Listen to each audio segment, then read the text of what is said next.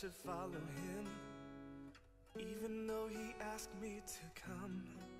I've got my work, my home, and my family, a life that can't be undone.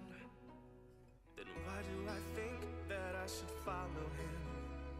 It's something that I just can't explain. Some people say that he can set us free. Now he says, come follow me. I'm a man,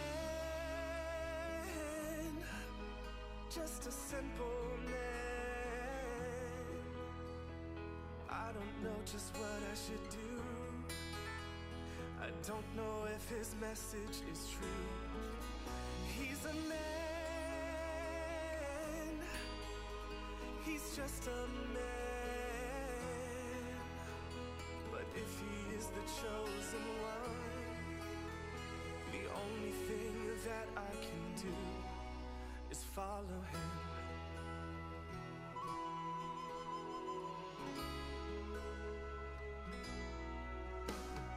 I made a choice and I will follow him, to learn from this prophet of love. He'll be teaching and preaching throughout the land that the kingdom of God is at hand.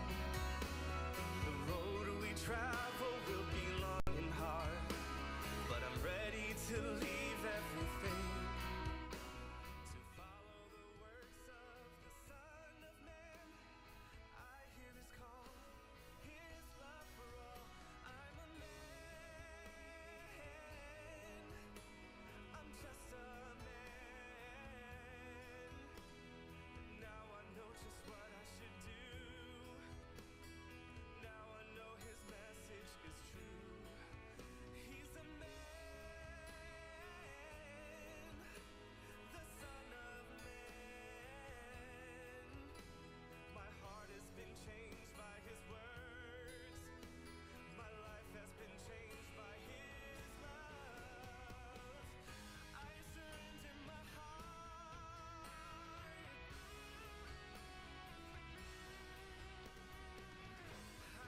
Cultural Marxism. And so because of that, while the rest of the culture is just swimming along, going along with whatever Hollywood puts out, whatever the media puts out, whatever new definitions of life and marriage people come up with, I just sit there in horror and watch, because I know the background, I know the history, I know the ideology. And I know that where we are now on marriage, life, family, this didn't just start with some millennial rolling out of Starbucks with a grande latte a few months ago and coming up with a new conception of marriage. I mean, this is a takedown that's been going on for 200 years. This goes back to, well, really, I mean, this goes back to the Garden of Eden, right? If you really want to go back far enough. This absolutely begins in the 1800s. And I'm going to walk you through that process. And, you know, you're not going to see here Karl Marx and Friedrich Engels fighting for gay marriage, but you're going to see over time, an evolution where different people chip away at the fabric, to the point where people today who support redefining marriage, for example, who are absolutely not Marxists in any way, they don't realize that they do share a very, very common thing with a lot of these intellectual radical forebears, and that is they all reject the idea that there is a natural law-based, biblical law-based standard for family and marriage. So that they all agree. They got to get that biblical-based definition, that natural law-based definition, they have to kill that. They've got to take it down. So, with that, here we go. This is based on my book Takedown, which we're offering outside. Sorry, it's a shameless plug, right? But it's my book Takedown. This is I dedicate this book to those with the courage to resist redefining the teachings of God, nature, their faith, and their ancestors, while liberals and progressives, always in the name of what, folks? Tolerance, right? Denounce, debase, dehumanize, demonize, and seek to destroy them, right? They accuse you of hate while they hate on you big time, right? Tolerance for me, but not for thee, right? Tolerance for their ideas, but not for your ideas.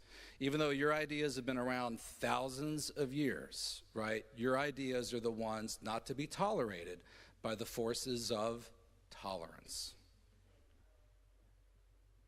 I love this quote from Pope Francis, and Pope Francis has become a controversial figure for his position on different things, right, even to some Orthodox Catholics as well as the non-Catholics, but he's been really good on marriage and family, and he said this in the Philippines right when I was finishing the book, and I thought, wow, this is exactly what I'm talking about.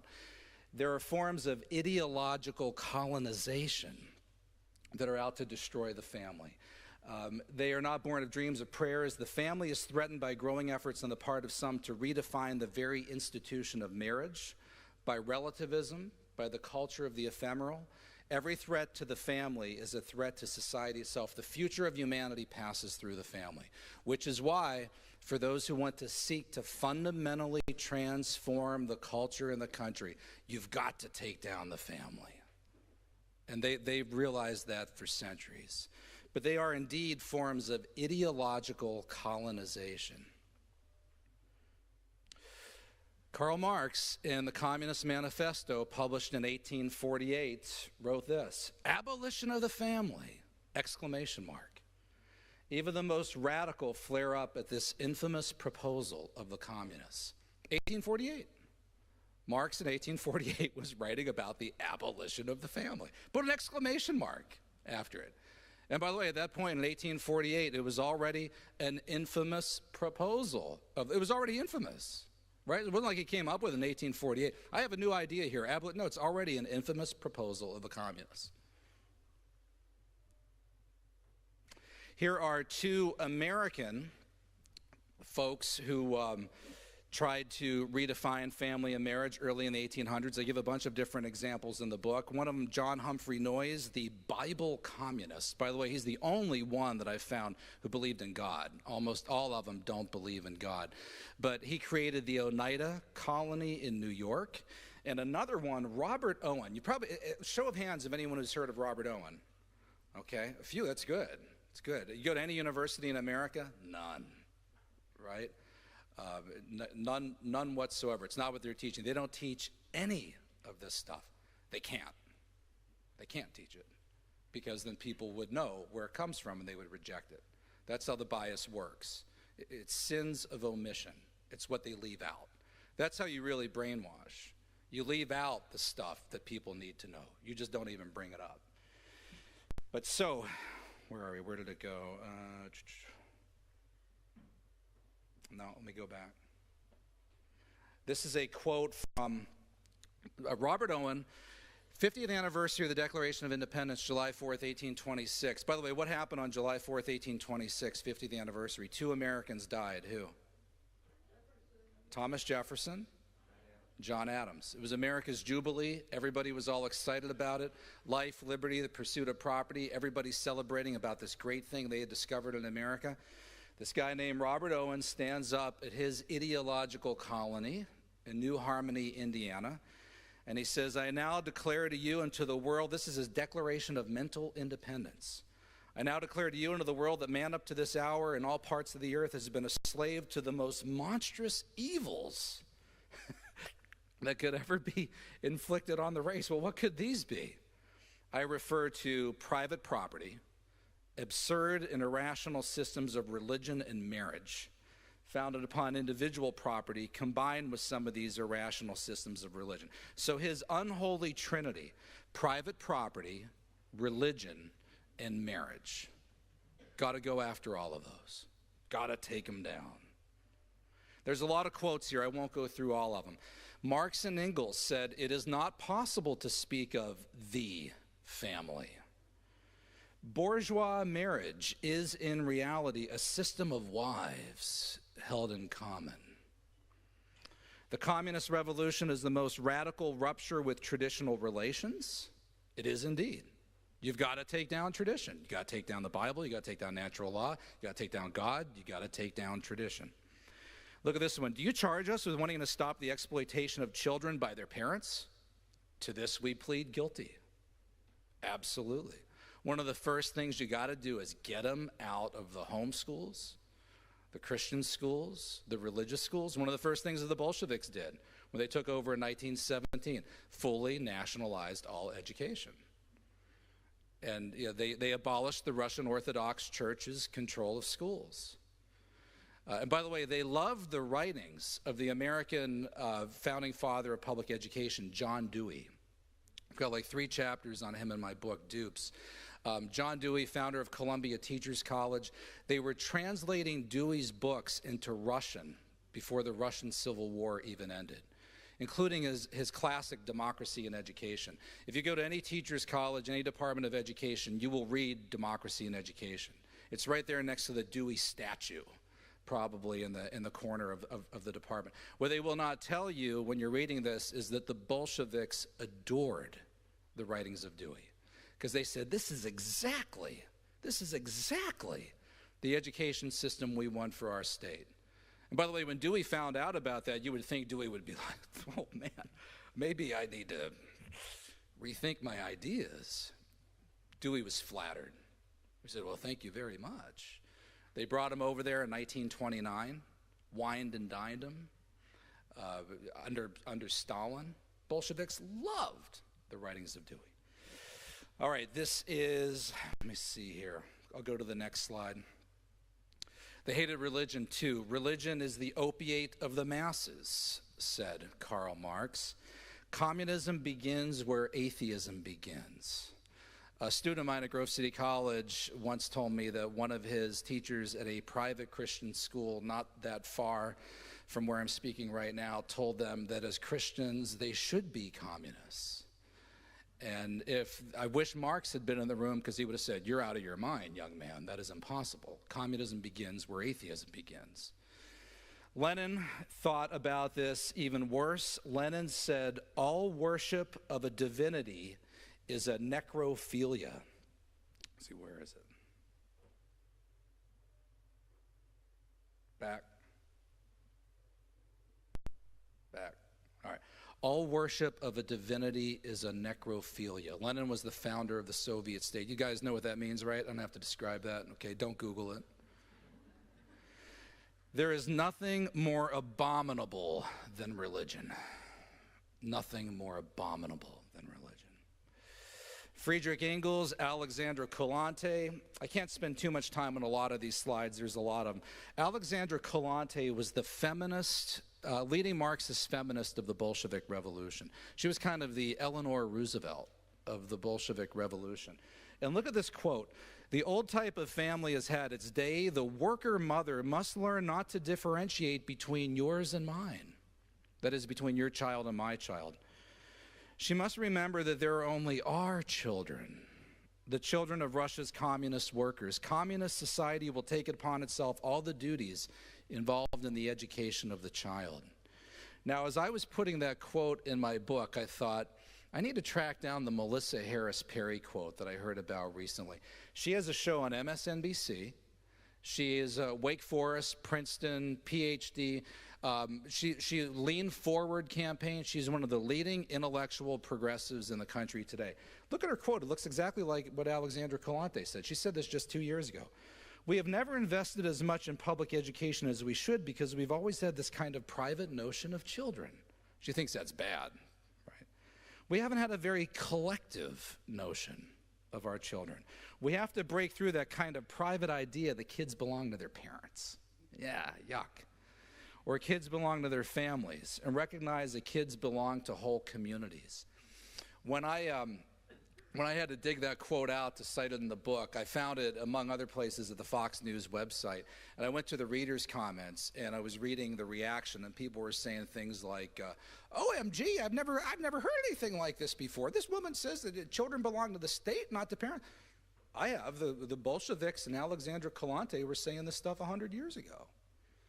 So our progressives are just a few decades, maybe even a century behind them. That's all. It's just taking them a little while to catch up. American communists Bella Dodd and Whittaker Chambers So this is when these ideas started to come to the United States. Bella Dodd, the party did all it could to push women into industry. Communism is an all, she wanted to adopt children, but they told her that she shouldn't do that.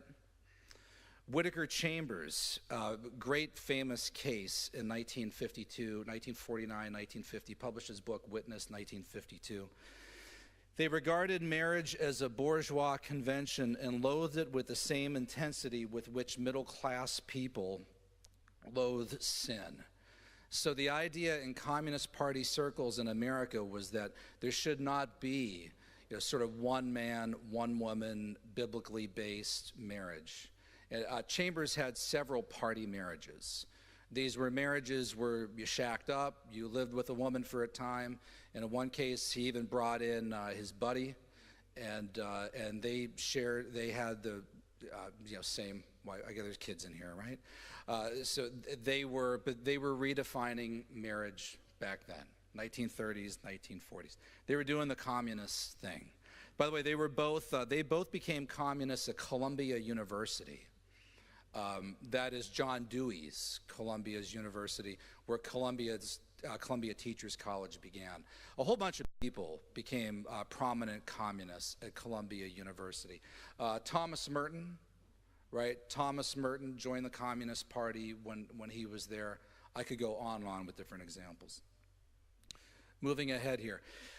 So Russia is where they really start to first redefine family and marriage. The Bolsheviks took over in October 1917. One of the first things that they did was they abolished the Russian Orthodox Church's prohibition on divorce. Because the Russian Orthodox Church said that marriage is for life, period, and we're not going to honor divorce. The Bolsheviks, this is amazing. You weren't allowed to have freedom of religion, freedom of the press, freedom of assembly. You weren't allowed to withdraw money from your bank account. You weren't allowed to own a fur coat. You weren't allowed to worship God. You weren't allowed to leave the country. But man, if you wanted a divorce, go baby go. Sky was the limit. Full privatization, no nationalization, easiest thing in the world. Here's a postcard, fill it out, you're divorced. They wanted that bad, real bad. Here we go. The effect on this was catastrophic. The divorce rate skyrocketed soon to levels unseen in the history of man. Massive numbers. A friend of mine, Marilyn Reed, often goes to Cuba. Cuba's the same way. All the communist countries. The countries with the highest divorce rates are the communist countries. Everybody in Cuba is divorced. The world took notice. The Atlantic in 1926 published a piece titled "The Russian Effort to Abolish Marriage." Remember, Marx had talked about the abolition of the family. They're doing what Marx would do, right? WWMD. What would Marx do? One study reported in the late 1960s, this is a Harvard University Press book, it is not unusual to meet Soviet men and women who had been married and divorced upwards of 15 times. The other thing, though, that they really, really, really wanted bad, and here, absolute privatization, abortion. The Bolsheviks really wanted abortion. Vladimir Lenin in 1913, writing in Pravda 4 years before they took over, called for an unconditional annulment of all laws against abortion. In 1920, abortion was made fully and legally available, provided free of charge. I did a review of high school civics textbooks to see how they treat history, and one of the textbooks, it talked about how great Bolshevik Russia was for women and for women's rights. And I'm thinking, how can you say that? What are you talking about? I mean, how could this be? Next line was the answer. Well, they legalized abortion. What more does a woman need, right? If you have that, you're the freest woman in the world. Who cares about freedom of religion and press and assembly and the right to own private property? You just need abortion. It's a high school civics textbook, one of the top 15 used in the United States. It got so bad, abortion absolutely skyrocketed in Russia. It got so bad that in 1936, Stalin had to ban it. Because he said, if this doesn't stop, we're not going to have a country left. this is too much. I mean, this is going to literally wipe us out. 1955, Khrushchev brought it back. By the way, look at what Trotsky reprimanded Stalin. You can't be a good communist and abolish abortion. What are you doing? 1955, Nikita Khrushchev brings it back. By the late 1960s, Harvard University Press book, quote, one can find Soviet women who've had 20 abortions. I found one article that I didn't put in the book by a pastor who claimed that he had actually met women who had had 40 abortions. I couldn't document it. It wasn't reliable enough. I didn't include it. But this was a very reliable study from the 1960s. Look at this. This room would know this question. In America, we averaged in the worst years of Roe v. Wade, how many abortions a year? 1 million, 1.5 million? Yes, was 1.6. Soviet Union, by the way, same population as us, averaged 7 to 8 million per year. 7 to 8 million per year.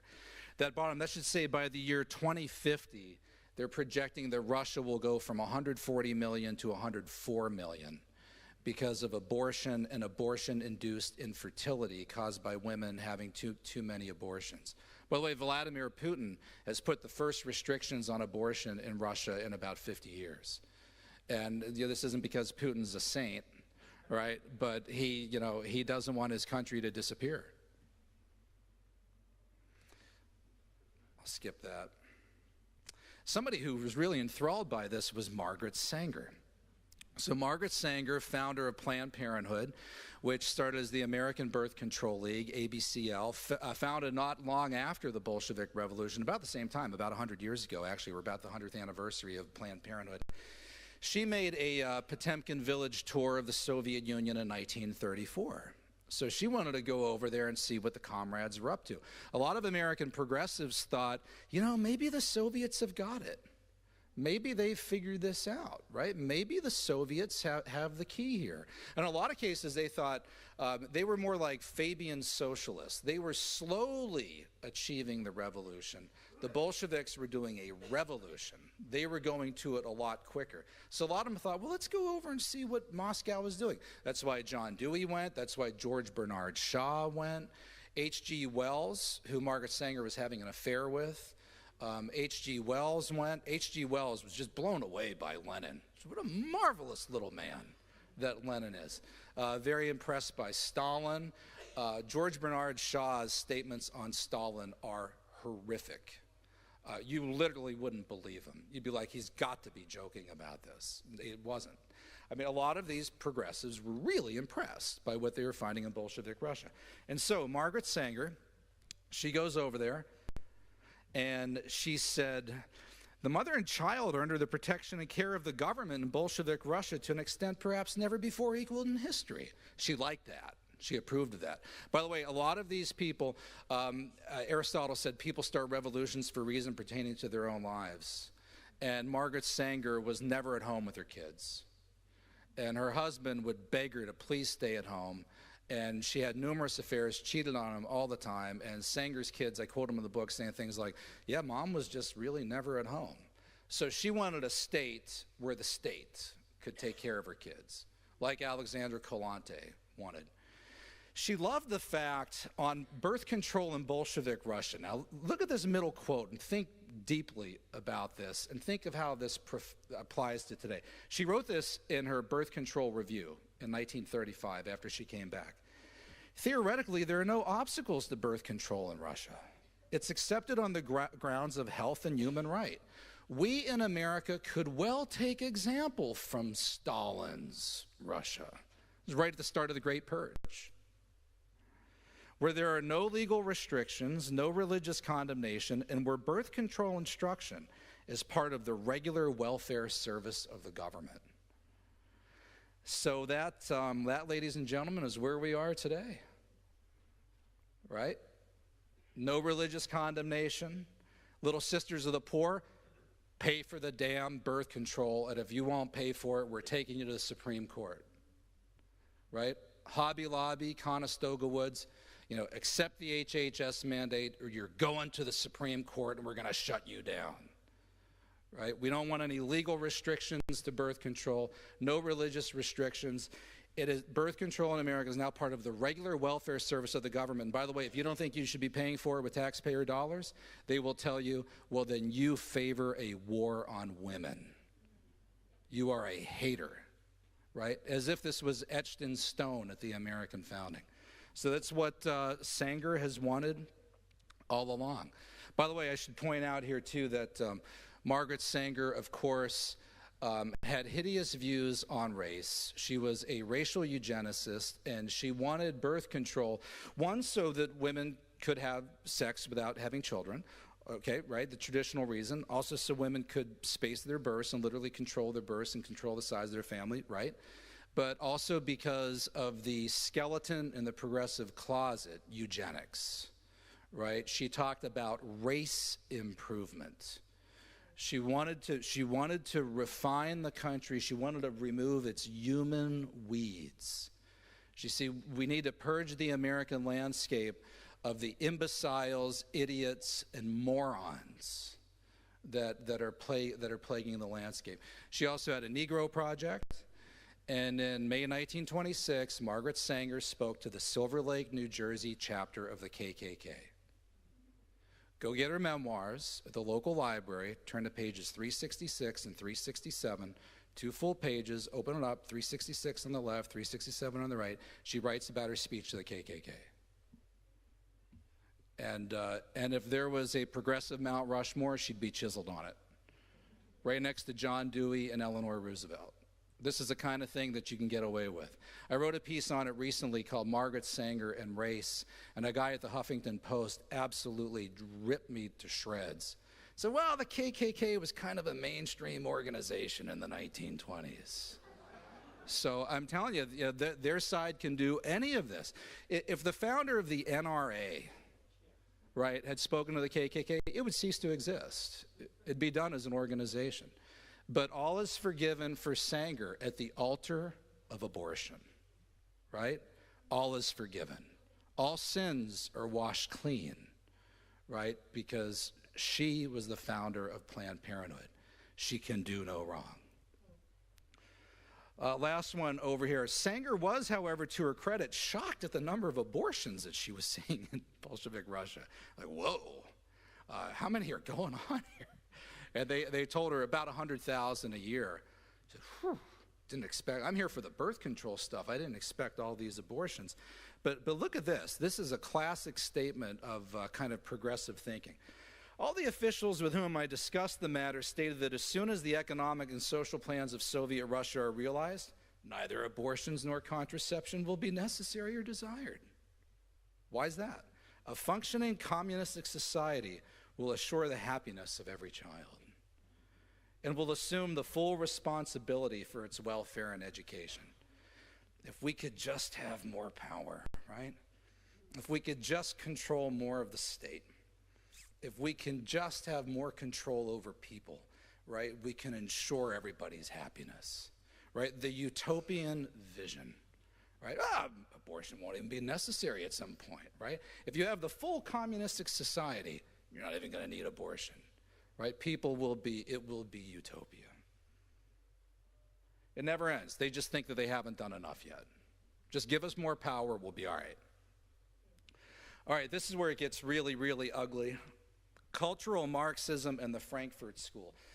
The cultural Marxists came out of Frankfurt, Germany in the 1920s and 1930s. They were all Marxists. Get this, you guys. They were Freudian Marxists, which means you take the worst ideas of the 19th century, Marx, and the worst ideas of the 20th century, Freud. I mean, you talk about a match not made in heaven, all right? They fused them together. The cultural Marxists realized, you know, every time that Marxism goes up against capitalism and economics, we're going to get our tails kicked every time because people aren't going to choose to be broke. So we need to find a new conveyor belt to bring in Marxism and take down the West. And so for them, it was culture, culture, culture, education, education, education, sex, sex, sex, and specifically through the universities. So that's where they decided to launch their revolution.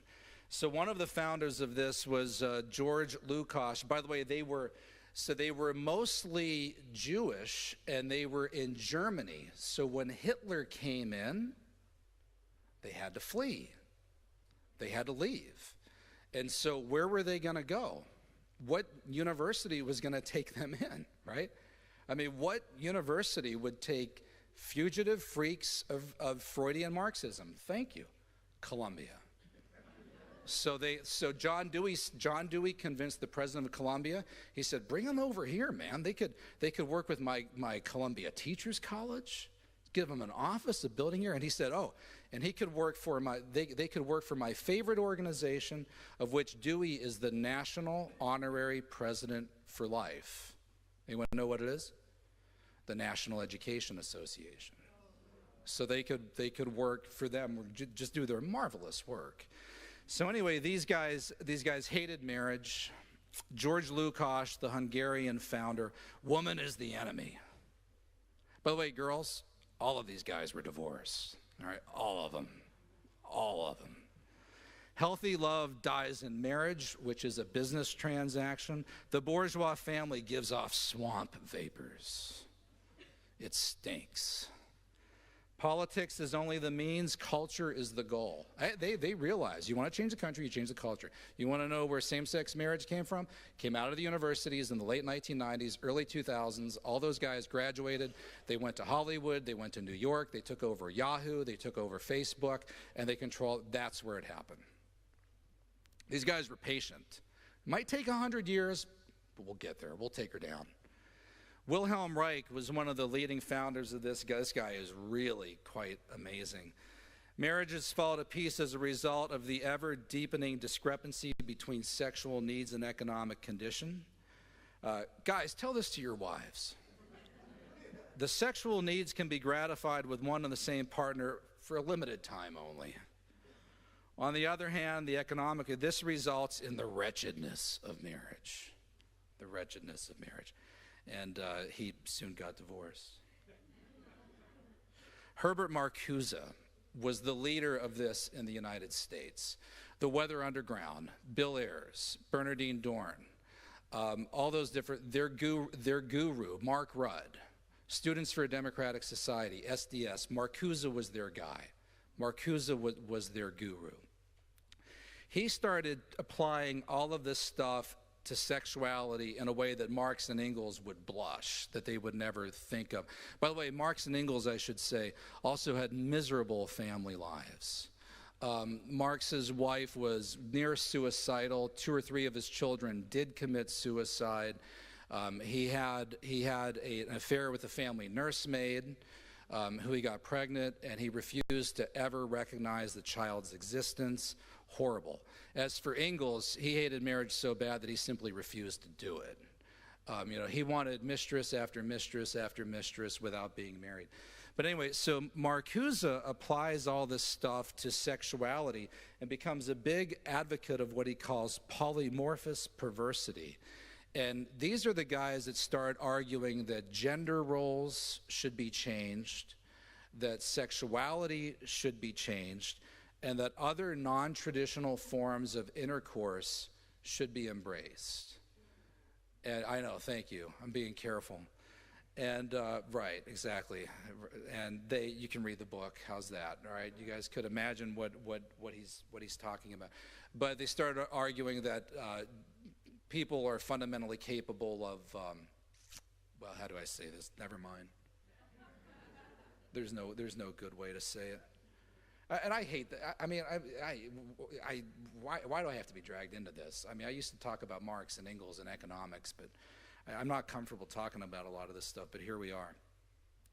Marcuse, Dennis Altman's book, they dedicated their book to Marcuse and his ideas. He was one of the founders of the gay rights movement, modern gay rights movement. They absolutely loved Marcuse. If you go to the website of lgbt.com, you'll find bio pages on Marcuse, Reich. They adore these guys. These guys were pioneers in their field. Oh, get this. Marcuse talked about what he called liberating tolerance or repressive tolerance? Think hard about this one. All right, he argued here for intolerance against movements from the right and toleration of movements from the left.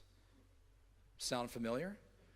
So where they are today, and what's so unfair about this, is if you now support the biblical natural definition of marriage that was supported by your parents, grandparents, and their parents, and their parents, and their parents, and their parents, and their parents, and their parents, and their parents, and on and on and on.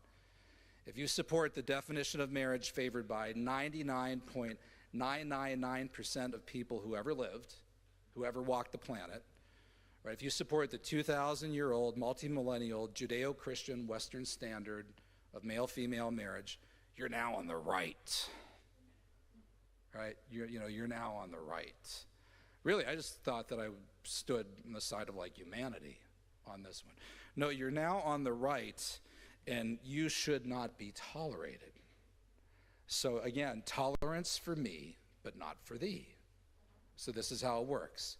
So you'll say to them, well, that's not really tolerance. I mean, to go and tell the baker or photographer that they can't refuse to make a cake for a wedding that they don't want to do, that's not really tolerance.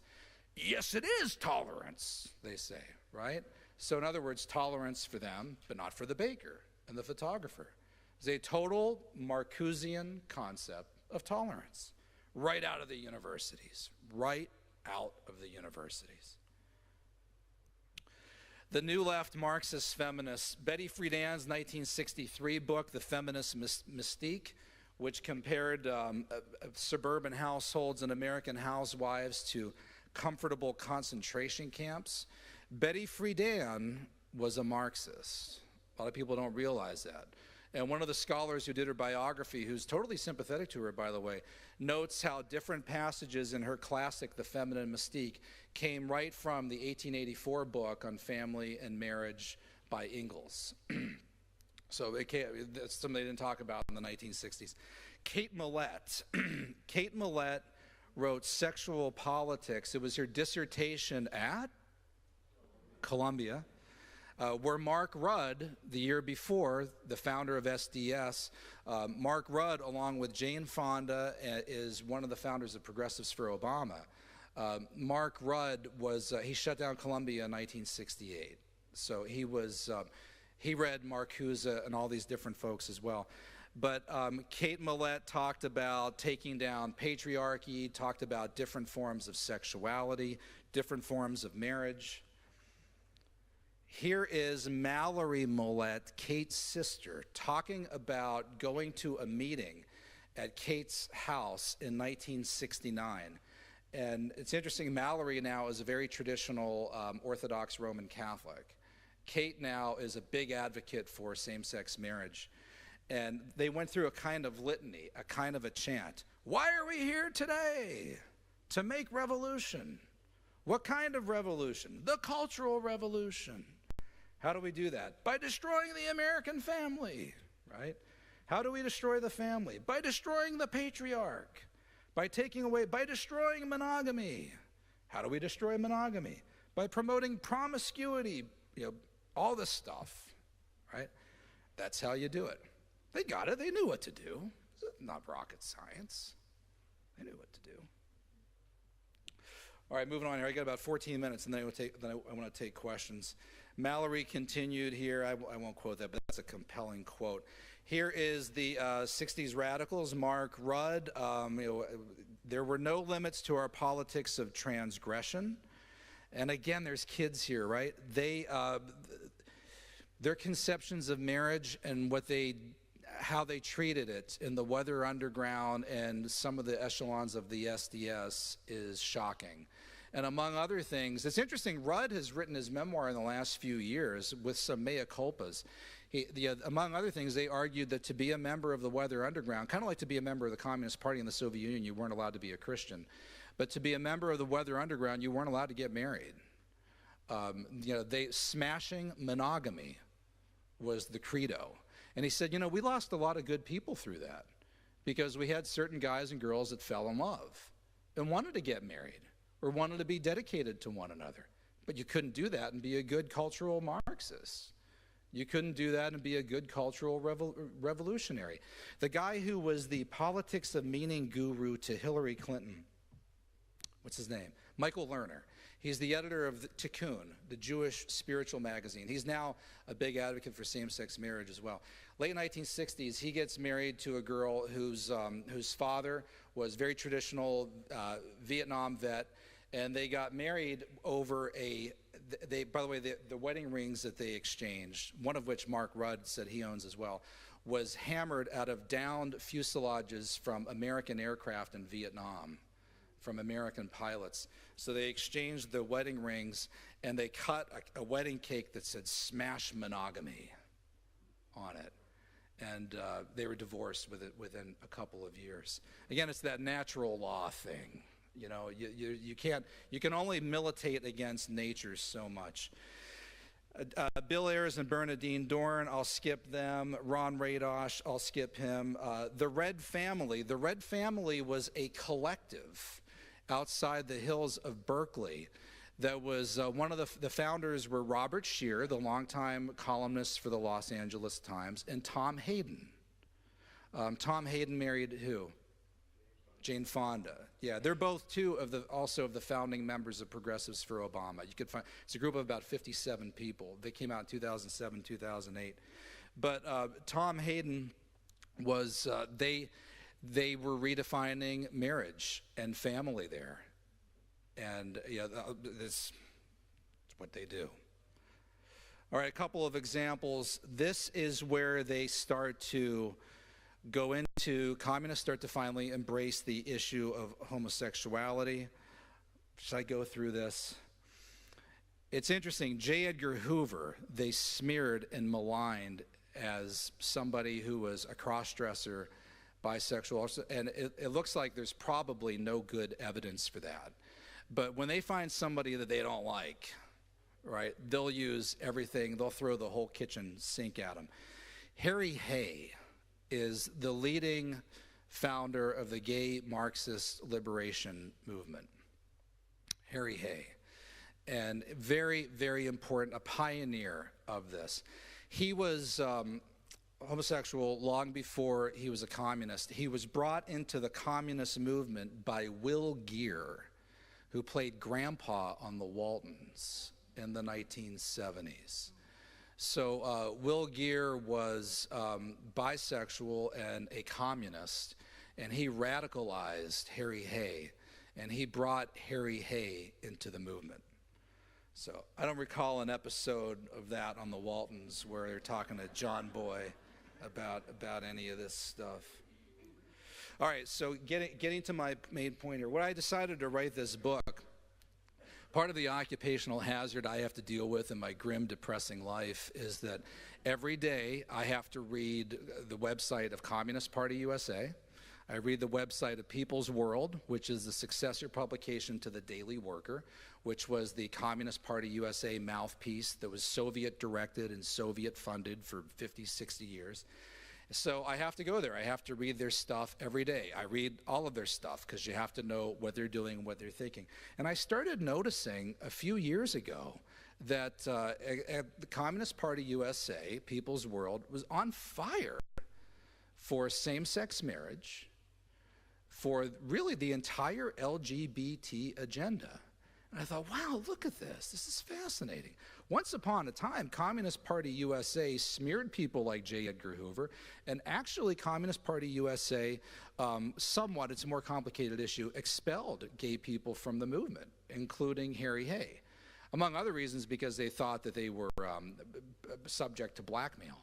But all of a sudden, here they were just totally, really pushing for it, and vilifying and demonizing. You ought to see how they went after the state of Indiana when Indiana tried to pass the Religious Freedom Restoration Act. I mean, they are totally on board, across the board, for the entire LGBT agenda. By the way, they also for abortion. I mean, they've been, you know, pro-choice, you know, pro-abortion for a long time. You know who else is really supportive of both of these things is the Satanist Temple. somebody wrote to me and said, I read your book and saw about how CPUSA and these other groups are for this. You should check out the website of the Satanist Temple. They're really into all of this as well. I don't advise you going there. I mean, if you go there, I mean, it is like the evil just comes out of the screen. It is, you could just feel it. But they are, they love abortion at the Satanist Temple. I mean, they really, and also it even says at the Satanist Temple, they've been doing same-sex marriages with their witches and warlocks for years, it says. So they've been doing this for a while. But anyway, so I started noticing at Communist Party USA, here's a statement from 2006, this is 10 years ago. They started celebrating Gay Pride Month there. The month of June has been designated as Pride Month, right? And in 2006, we still have a long way to go. That's from the Young Communist League. Sam Webb, the president of Communist Party USA, you can't read a speech now from Communist Party USA at their conventions where they're not talking about fighting for the rights of LGBT people. And here's what really shook me up. Because I teach the Cold War, the most anti-gay regime on the planet has been Castro's Cuba since 1959. They take homosexuals and they put them in jail. They put them in insane asylums. I mean, you ever see the movie with Al Pacino, 80s? He comes across Mariel Boatlift, Scarface. Right? Al Pacino is a Marielito. He's coming, and they're asking him questions, and they start ribbing him. Maybe you're interested in, they're questioning because what Castro was doing in the Mariel Boatlift, 1980, he took as many lunatics, murderers, criminals, and homosexuals as he could and put them on boats and got them out of the island, right? So for the left, which is always celebrating the free health care and the wonder of Cuba, the biggest homophobe in the world has been Fidel Castro until very recently. I started noticing that in Cuba, they are now big advocates for same-sex marriage. The Huffington Post, May 2012, look at this. Some 400 transvestites sashayed behind Castro in Havana, doing a long Congo line through the streets to celebrate the 5th Cuban Day Against Homophobia. Marchers shouted, "Down with homophobia, long live sexual diversity." This would have got you thrown in prison 10 years ago. What is this? How can this be happening in Cuba? Mariela Castro on her uncle Fidel. He has done some gay advocacy work. Really? Speaking of the need to make progress in terms of rights based on sexual orientation and gender identity, right? Well, it's easy. Castro started declaring a war on religion and marriage in 1959. Everybody on the island is divorced. The abortion rate, we believe, is the 3rd or 4th highest in the world, behind only Russia, Vietnam, and Romania. And maybe even higher than that, we don't really know. Castro has been committed to taking down the family. And this really seals the deal. If you could redefine the family altogether, this is marvelous. All right, I got about 4 minutes. What's going on here? So for me, what I noticed is that this recent embrace of same-sex marriage by the communist movement in the United States, they see this as the Trojan horse that they've been looking for to do what they've always wanted to do, which is take down the traditional, natural, biblical family. Now, let me clarify again. This doesn't mean then that the typical same-sex marriage supporter in America is a communist. They're not. They're clearly not. But what they don't realize is how what they're advocating is also being advocated by people way off to the other extremes who see in this the vehicle that they've long, long waited for to take down family and marriage. This is a blessed event for them. This is perfect. And magnificently, communists are able to do this with the support of the majority of the population, of Main Street, of the mainstream. When Marx and Engels and the cultural Marxists and these guys shared their ideas in Berlin and Frankfurt in the 20s and 30s, in the 1800s, they were put under surveillance by the Prussian authorities. They said, these guys are menaces. Look what these guys want to do to marriage and family, right? You know, these guys are a serious threat. Well, now the communist ideas of marriage are supported by the mainstream. And in fact, if you oppose them, you are portrayed as the outlier and the extremist. So the communists just can't believe their luck here. This is really, really amazing. So, you know, this is the culmination for them of a long march. The communists are dizzied by their success. They're genuinely, fundamentally transforming human nature, and they're doing it with the support of the American mainstream. It's an amazing development. The redefinition of marriage and family is finally at hand. They pulled it off. I'm tempted to congratulate them. I really am. The key was to take down the universities. That's what you had to do. Take down the universities. Lenin said, in a quote that some think is apocryphal, give me 4 years with your children and I will change the culture in the country. What's sad, too, is you give them the 4 years and you pay for it. Here's $100,000. Here's my lifetime savings. I spent 18 years with Susie and Johnny, you know, good little Christian boy and girl, went to religious ed and everything and so forth. Now completely change everything that we just taught them. And they come home at Christmas from break and wanting to know why their fascist mom and dad won't fund Planned Parenthood, right? All right, so beyond, I got a couple more slides and then I'll stop. I got a minute and a half left and then I can take questions. There is a group out there called Beyond Same-Sex Marriage. They have their own website. It's called Beyond Same-Sex Marriage.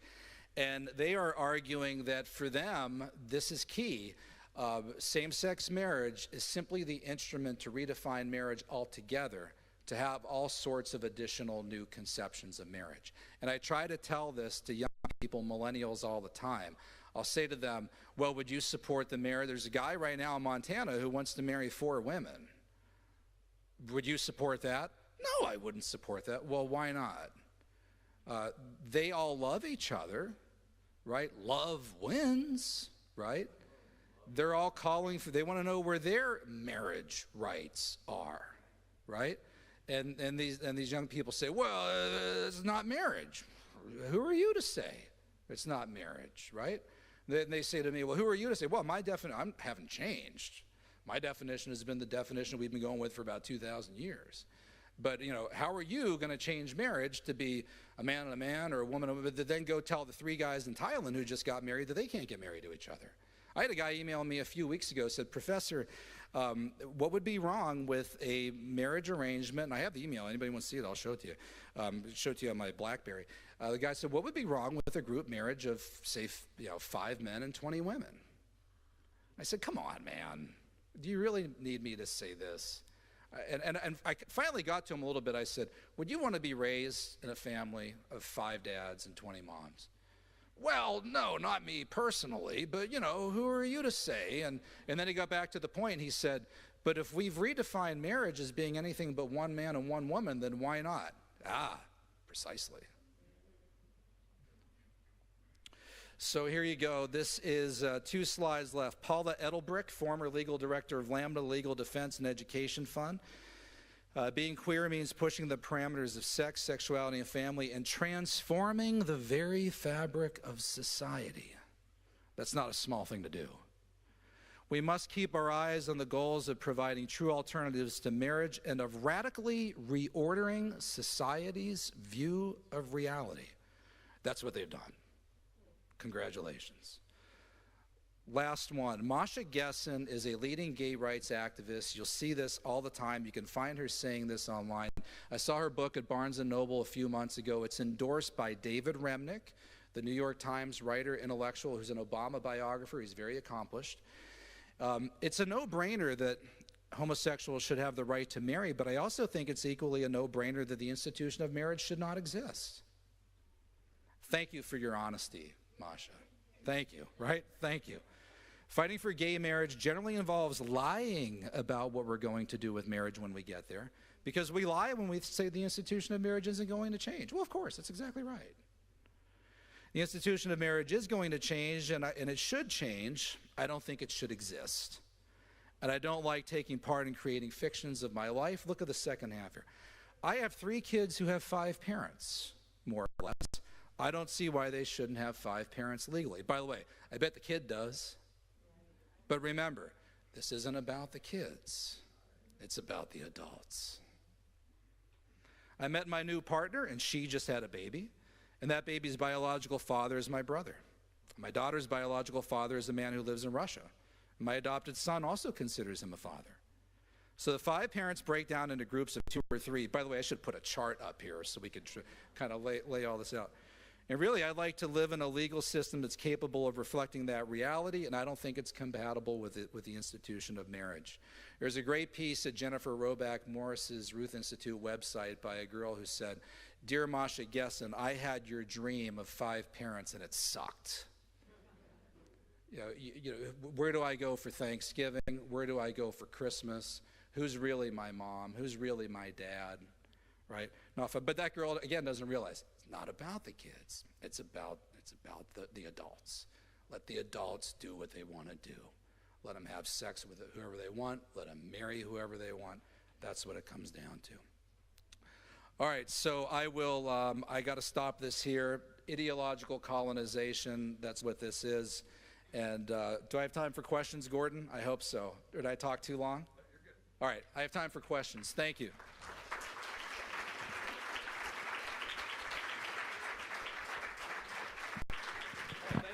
Thank you.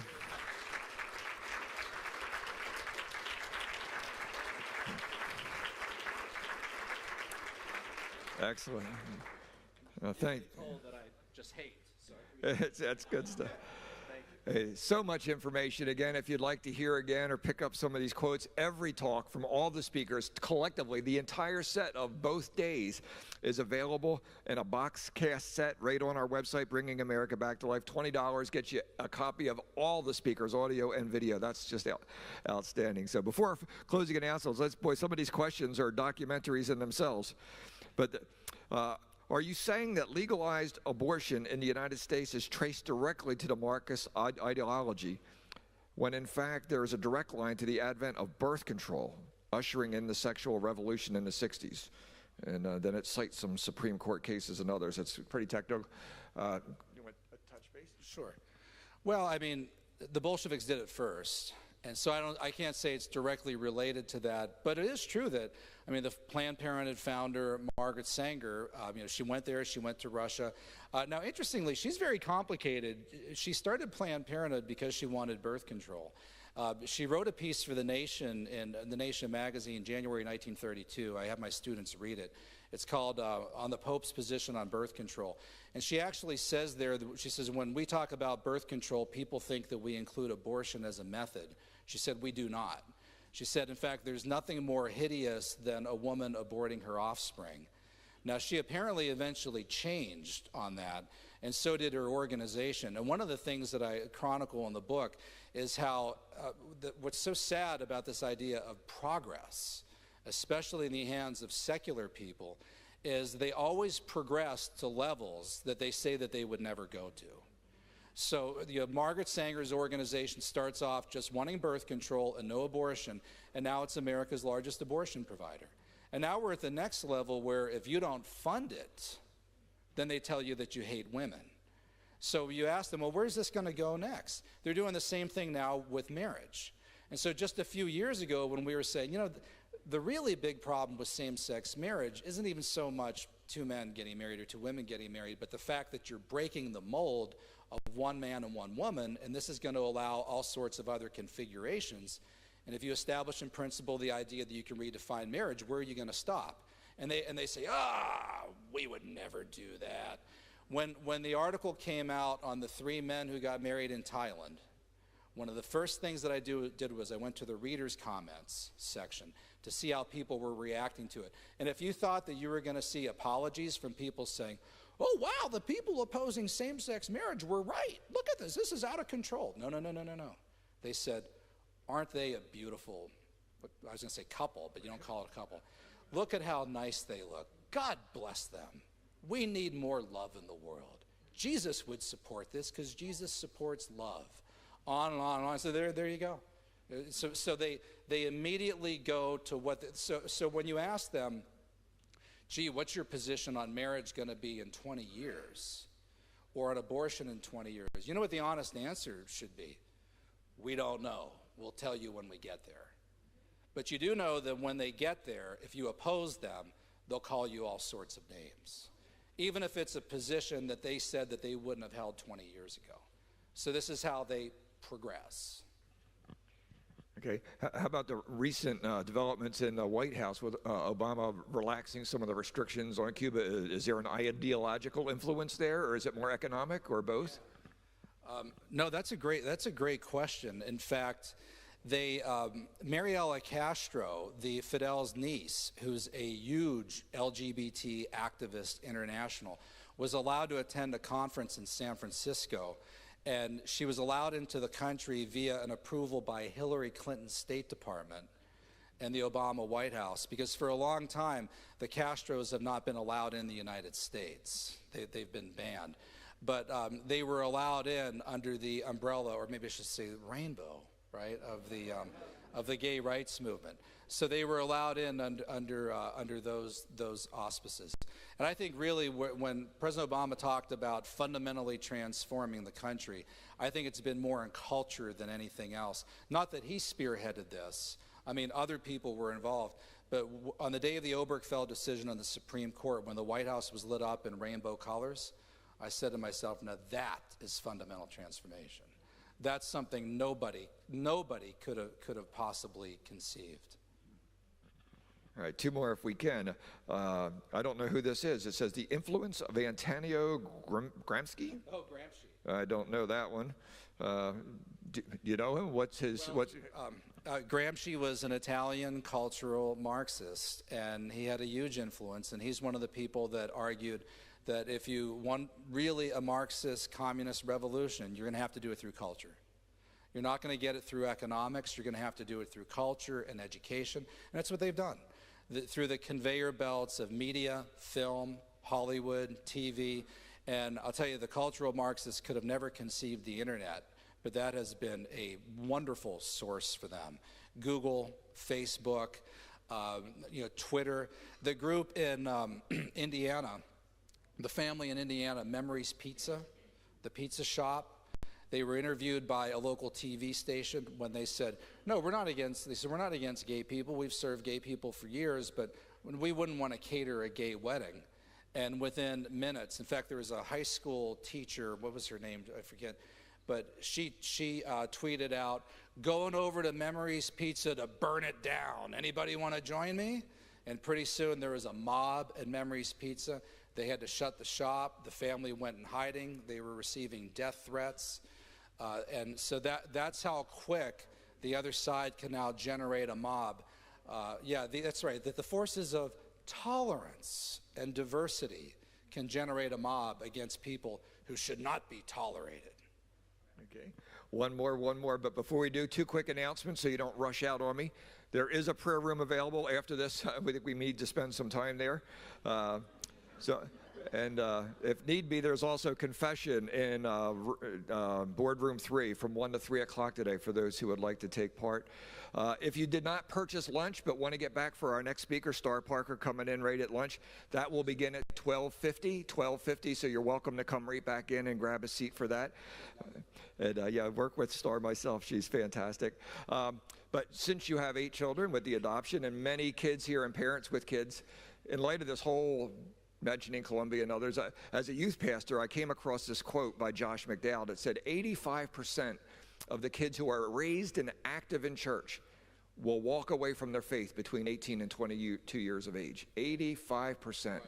So where would you go to school? Grove City? Any advice? Yeah, it's because of colleges. I mean, that's why.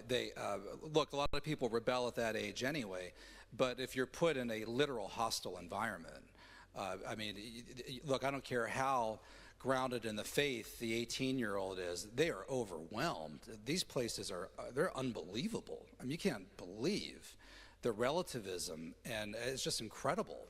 They're really quite amazing. So send your kids to a Christian college. There's a bunch of them out there that are really good. Grove City College, where I teach, I mean, we've got really high standards. We've got amazing placement. Our placement of kids at law schools and everything else is phenomenal. So Grove City is one. Hillsdale, I met a couple kids today from Liberty. Regent is another. For Catholic folks, go to the Cardinal Newman Societies, recommend a list of Catholic colleges, which the National Catholic Register always puts out. We're in Ohio, Franciscan at the bottom of the state in Steubenville, great school. So there are, but you have to be really careful because a lot of the schools, Catholic and non-Catholic Christian colleges that were Christian colleges and still profess to be, I don't mean this is a judgmental statement, but they're just not. And so you got to be really, really careful. You know, the Christian college that you went to 20 or 30 years ago could be, you know, social justice 101 today, which is not teaching the faith. So be really careful and ask the hard questions. Otherwise, you're gonna take $100,000 and send your kid off to be brainwashed with ideas that you never believed, and that you'll be horrified to hear back from them when they come back on Christmas break. Well, thank you so much. Again, we need to clear the room as quickly as you can. The book